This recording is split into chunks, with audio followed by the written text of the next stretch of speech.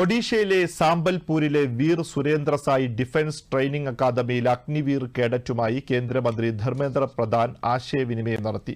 തെരഞ്ഞെടുപ്പ് പ്രചാരണാർത്ഥം സാമ്പൽപൂരിലെത്തിയതായിരുന്നു അദ്ദേഹം. സായുധ സേനയിലേക്ക് പെൺകുട്ടികൾ കടന്നുവരുന്നത് ഏറെ സന്തോഷമുളവാക്കുന്നതാണെന്ന് അദ്ദേഹം പറഞ്ഞു.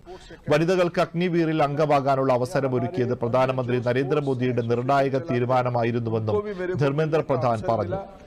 संबलपुर एक स्पिरिटेड शहर है, रंगवती की शहर, संबलपुरी टेक्सटाइल की शहर, संबलपुरी खान पान की शहर और मां समलेश्वरी के आशीर्वाद पे ये शहर में बहुत पॉजिटिव वाइब्स हैं.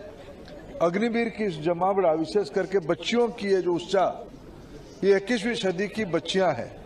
प्रधानमंत्री जी ने उनको सेना में, पारामिलिट्री फोर्सेस में സ്ഥാനം ദേനേക്ക്. സാമ്പൽപൂർ ലോക്സഭാ മണ്ഡലത്തിലെ ബിജെപി സ്ഥാനാർത്ഥിയായാണ് ധർമ്മേന്ദ്ര പ്രധാൻ മത്സരിക്കുന്നത്.